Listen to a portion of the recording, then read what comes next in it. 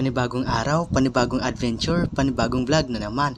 Tara, i-promote natin ang kalikasan, hindi ang mga sugal na yan.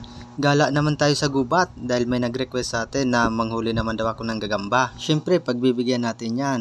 Shoutout nga pala sa iyo, Idol Christopher Marinas. Tuturuan ko na rin kayo kung paano maghanap ng gagamba. Ganyan lang ang dapat nyong gawin, guys. Kailangan nyo munang silip-silipin kung may sapot ba. Nagre-reflect kasi, guys, ang liwanag ng araw sa sapot kaya madali lang mahanap. At habang naghahanap nga ako ng sapot dito, guys, may narinig ako huni ng ibon.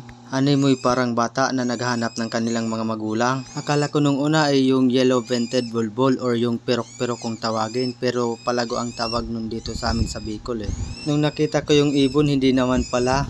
Yan pala, guys, ay ang Philippine bulbul, Hypsipets philippinus. Halos kamukha lang siya ng perok-perok, pero yung perok-perok na tinatawag or yellow vented bulbul ay may kulay yellow sa part ng kanyang tiyan, kaya malalaman mo agad ang pinagkaiba nila. At yan, sa part na to, guys, nakahanap na nga ako ng sapot. Hanapin muna natin.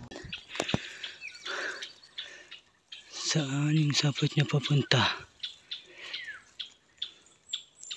Dito.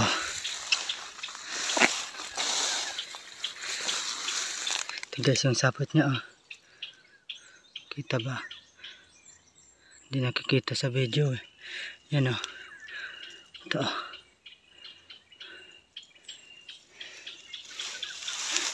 Susundan lang natin yung sapot, syempre. Ay, gagi, nakita ko na agad, guys. Ito, oh. Yung camel na tinatawag. Hindi naman to, ano, panglaban, sayang. Ito, oh. Kala ko pa naman yung panglaban eh. Yan. Ay, nahulog. Ito.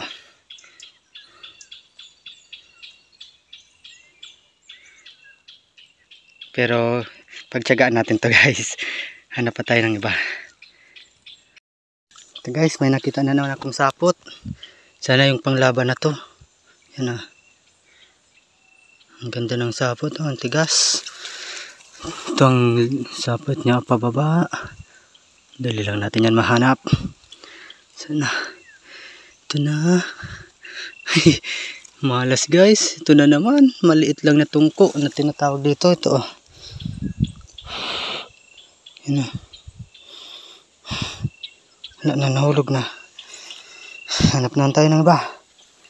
At yun nga, guys, habang naghahanap ako dito ng gagamba, may napansin ako kakaibang insekto. Hahawakan ko sana, pero nagdalawang isip ako. Baka kasi makati siya sa katawan ng tao. Hindi ko pa naman alam kung anong ID nito. Alam nyo ba, guys, kung anong ID nito? Pa-comment naman sa baba at kung may epekto ba ito sa katawan ng tao para alam ko na sa susunod. Yan dapat, guys, ang tandaan natin. Na wag tayo hawak ng hindi natin kilala sa gubat kasi hindi natin alam kung mapanganib ba ito. Hanggang dito na muna, guys, ang video na ito. Sana hindi nasayang ang 3 minuto ninyo sa panonood. Salamat!